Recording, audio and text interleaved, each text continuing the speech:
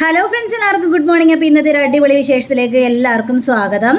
അങ്ങനെ നമ്മുടെ സുജിയും അനുഗ്രഹവും കൂടി ഇന്ന് സംസാരിക്കുകയാണ്. അപ്പോൾ സുജിക്ക് നല്ലൊരു മാലയൊക്കെ കന്യാകുമാരിയിൽ നിന്ന് കൊണ്ടൊക്കെ കൊടുത്തിട്ടുണ്ട്. എന്താ ഇഷ്ടപ്പെട്ടു എന്നൊക്കെ ചോദിച്ചപ്പോഴേക്കും എനിക്ക് ഒത്തിരി ഇഷ്ടപ്പെട്ടു. അല്ല, ഞാൻ കന്യാകുമാരിയിൽ നിന്നെ വിളിച്ചു കഴിഞ്ഞപ്പോഴേക്കും നീ എന്താ ഫോൺ എടുക്കാതിരുന്നത്? അയ്യോ സോറി കേട്ടോ, ഞാൻ കുറച്ച് തിരക്കിലായിരുന്നു, അതുകൊണ്ടാണ്. അതൊന്നും കുഴപ്പമില്ല.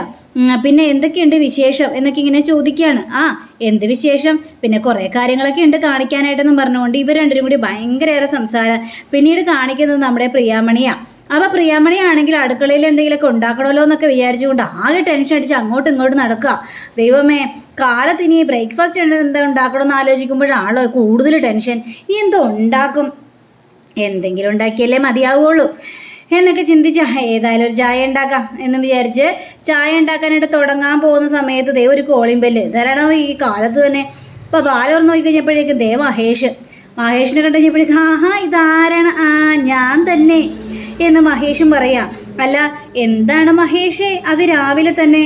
അല്ല, ഞാൻ ചുമ്മാ ഇവിടേക്ക് ഒന്ന് കാണാനായിട്ട്. അല്ല, വേറെന്തോ കാര്യങ്ങളുണ്ട് മഹേഷേ, അതുകൊണ്ടാണ് മഹേഷ് ഇപ്പം വന്നതെന്ന് എനിക്ക് മനസ്സിലായി.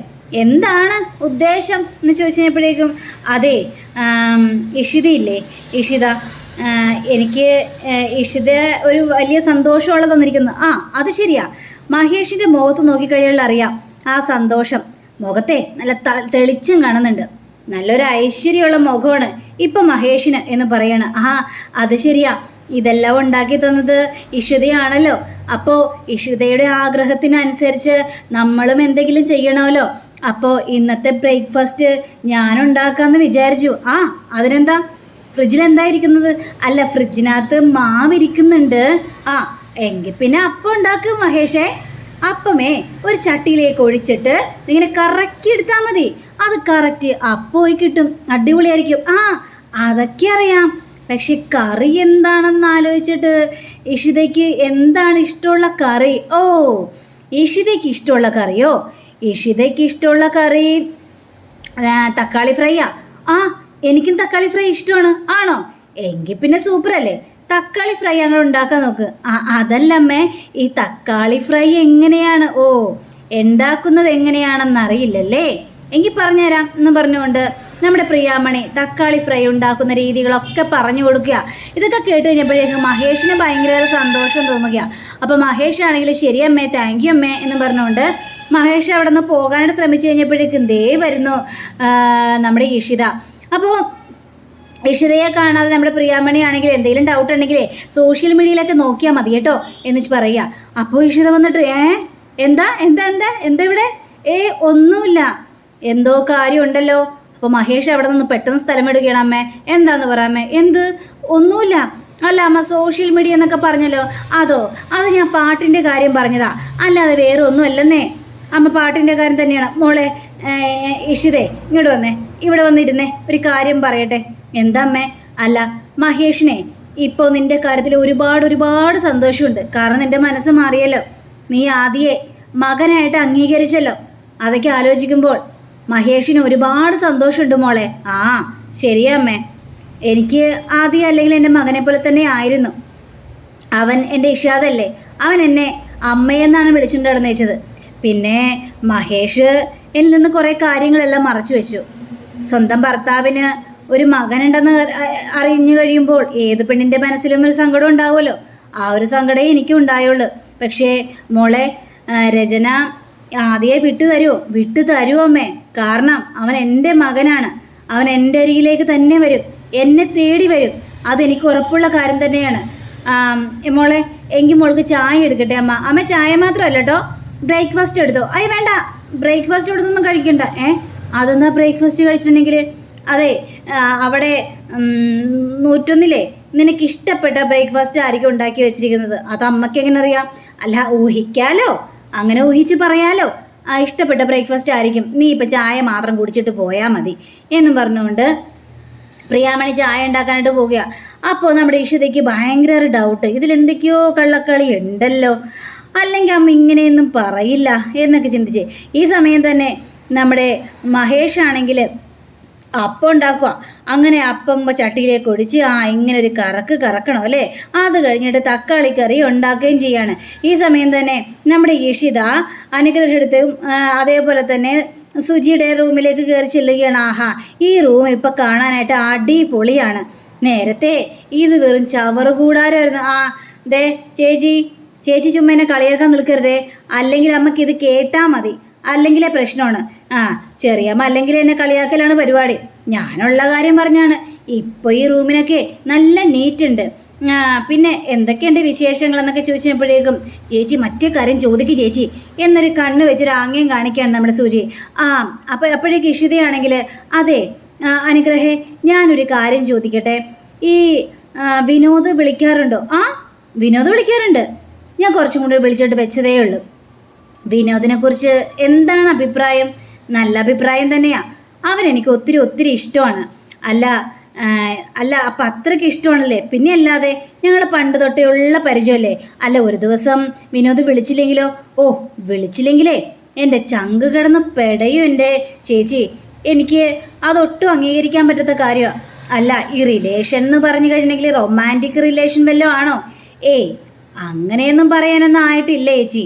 പിന്നെ വിനോദ് അവനില്ലാതെ എനിക്ക് വേറെ ഒരു സ്ഥലത്തും പോകുന്നത് ഇഷ്ടമല്ല. അവനൊരു ദിവസം പോലും സംസാരിക്കാതിരിക്കാനും എനിക്ക് പറ്റില്ല. ശരി ഇനി ആ വിഷയമൊക്കെ അങ്ങോട്ട് വിട്ടേക്ക് എന്നും പറഞ്ഞുകൊണ്ട് ഇവരങ്ങോട്ട് ചെല്ലുക. അപ്പോഴേക്കും അനുഗ്രഹം പോയി കഴിഞ്ഞപ്പോഴേക്കും സുജി അവളുടെ പറച്ചില് വിനോദിനോട് പ്രണയമുള്ളതുപോലെ എനിക്ക് തോന്നിയിട്ടില്ല. ആര് പറഞ്ഞു ചേച്ചി? അവൾക്ക് വിനോദിനോട് പ്രണയം തന്നെയാ. അവൾ ഓരോ സംസാരത്തിൽ നിന്നും ഓരോ രീതിയിൽ നിന്നും എനിക്ക് മനസ്സിലായ കാര്യമാണ്. വിനോദ് ഇല്ലാതെ ജീവിക്കാൻ പറ്റില്ലെന്നൊരവസ്ഥയാണ് അവൾക്ക് ഉണ്ടായിരിക്കുന്നത്. അങ്ങനെ വല്ല സംഭവിച്ചാലുണ്ടല്ലോ അവളെ ഞാൻ ശരിയാക്കും എന്ന് പറയുക. അങ്ങനെ കുറച്ച് കഴിഞ്ഞപ്പോഴേക്കും നമ്മുടെ മഹേഷ് ഭക്ഷണം ഉണ്ടാക്കി നേരെ ടേബിളിൻ്റെ പുറത്തേക്ക് ഇങ്ങനെ നിരത്തി വെച്ച് കഴിഞ്ഞപ്പോഴേക്കും സ്വപ്നവല്ലി എന്ന് ചോദിക്കുക, ഇതെന്താ ഇത്? അമ്മേ ഇന്ന് എൻ്റെ വകയാണ്ടോ ബ്രേക്ക്ഫാസ്റ്റ്? ആണോ? ഇത് മഹാ അത്ഭുതമായി പോയിരിക്കുന്നല്ലോ. നിന്റെ വകയാണോ? ഏതായാലും ഇഷിതയെ സന്തോഷിപ്പിക്കണമല്ലോ, അതിനു വേണ്ടി ഞാൻ ഉണ്ടാക്കിയ ഭക്ഷണമൊക്കെയാണ്. എന്നിട്ട് ഇഷിത എവിടെ? ഇഷിത 100-ലുണ്ടായിരിക്കും. എങ്കിൽ പിന്നെ വരട്ടെ. അപ്പോൾ കുറച്ച് കഴിഞ്ഞപ്പോഴേക്കും ഇഷിത വരുന്നു. അപ്പോൾ ഇഷിത പറയുകയാണ്, ഇഷിത ഇത് കണ്ടോ, ബ്രേക്ക്ഫാസ്റ്റ് എല്ലാം ഉണ്ടാക്കി വെച്ചിരിക്കുകയാണ് എന്നൊക്കെ ഇങ്ങനെ സംസാരിക്കുകയാണ്. കൊള്ളാലോ. അപ്പോൾ ഇന്ന് ബ്രേക്ക്ഫാസ്റ്റ് മഹേഷിൻ്റെ വകയാണല്ലേ എന്നും പറഞ്ഞുകൊണ്ട് ഇഷിത ഏതോ ഒരു കാര്യത്തിന് വേണ്ടി പുറത്തേക്ക് പോവുക. അപ്പോൾ ഈ വേസ്റ്റ് കൊച്ചിൻ്റെ കയ്യിൽ നിന്ന് വെച്ചാൽ കുറേ പേപ്പർ ഉണ്ടായിരുന്നു. മോളോട് പറഞ്ഞിട്ടില്ലേ ഈ പേപ്പറൊന്നും വലിച്ചു വരയിടരുതെന്ന് എന്നും പറഞ്ഞുകൊണ്ട് പേപ്പർ കഷ്ണങ്ങളെടുത്ത് ബാസ്ക്കറ്റിലേക്ക് ഇടാനായിട്ട് ശ്രമിച്ചു കഴിഞ്ഞപ്പോഴേക്കും അതിൻ്റെ ഉള്ളിൽ നിന്ന് ഒരു ബില്ല് കിട്ടുകയാണ്. ആ ബില്ല് കണ്ടു കഴിഞ്ഞപ്പോഴേക്കും നമ്മുടെ ഇഷിതയ്ക്ക് മനസ്സിലായി അപ്പവും തക്കാളിക്കറിയും ഓർഡർ ചെയ്താണെന്ന്. ഇത് കണ്ട ഇഷിത അത് ഒളിപ്പിച്ച് വെച്ച് നേരെ അങ്ങോട്ട് ചെല്ലുക. അപ്പവും തക്കാളിക്കറിയൊക്കെ തിന്നു നോക്കി എങ്ങനെയുണ്ടെന്ന് അറിയാലോ എന്നൊക്കെ അച്ഛനും അമ്മയോടും പറയാണ്. അപ്പം നേരെ ഇഷിത വന്നു കഴിഞ്ഞപ്പോഴേക്കും ഇതെന്തൊക്കെയത്? ഇഷിതയ്ക്ക് ഇഷ്ടപ്പെട്ട അപ്പവും തക്കാളിക്കറിയും ഒക്കെയുണ്ട്. ആണല്ലേ? ഒരപ്പം 15 അപ്പം കാണുമല്ലേ? അയ്യോ കറക്റ്റ്. അതെങ്ങനെ മനസ്സിലായി 15 അപ്പം ഉണ്ടെന്ന്? അതൊക്കെ ഞാൻ അങ്ങോട്ട് ഊഹിച്ചെടുത്തതാണേ. അല്ല ഇതെന്ത് കറിയാണോ? മുട്ടക്കറിയാണോ? അല്ല ഇതേ തക്കാളിക്കറിയാണ്. തക്കാളിക്കറി. ഇരിക്കിഷിത, ഇഷിതയെ സന്തോഷിപ്പിക്കാൻ വേണ്ടി മഹേഷ് ഉണ്ടാക്കിയതാണ് കേട്ടോ എന്നും അമ്മയോടെ സംസാരിക്കുകയാണ്. ആണല്ലേ? എങ്കിൽ പിന്നെ ഞാനൊന്ന് കഴിക്കട്ടെ എന്നും പറഞ്ഞുകൊണ്ട് ഇങ്ങനെ കഴിക്കാനായിട്ട് തുടങ്ങുകയാണ്.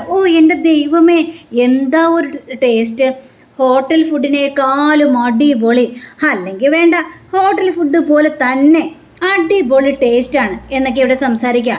അങ്ങനെ സംസാരിച്ചുകൊണ്ടിരിക്കുമ്പോൾ നമ്മുടെ ഇഷിത നേരെ മഹേഷിൻ്റെ കാലിലേക്ക് ഒരു ചവിട്ടുകയാണ്. എന്താണ് ചവിട്ടിയത് എന്ന് പതുക്കെ ചോദിച്ചു കഴിഞ്ഞപ്പോഴേക്കും ആ ബില്ല് അങ്ങോട്ട് കാണിച്ചു കൊടുക്കുകയാണ്. ഈ ബില്ല് കണ്ട് നമ്മുടെ മഹേഷ് ആകെ ഞെട്ടി പോവാണ്. ഇപ്പം മനസ്സിലായല്ലോ അല്ലേ? എന്തു മനസ്സിലായെന്ന്? അല്ല, ഫുഡൊക്കെ ഉണ്ടാക്കിയിരിക്കുകയാണല്ലോ അമ്മയുടെ മകൻ. അത് അമ്മയുടെ മകന് നന്നായിട്ട് ഫുഡ് ഉണ്ടാക്കാൻ അറിയാലോ എന്ന് മനസ്സിലാക്കിയല്ലോ എന്ന് പറയുകയായിരുന്നു.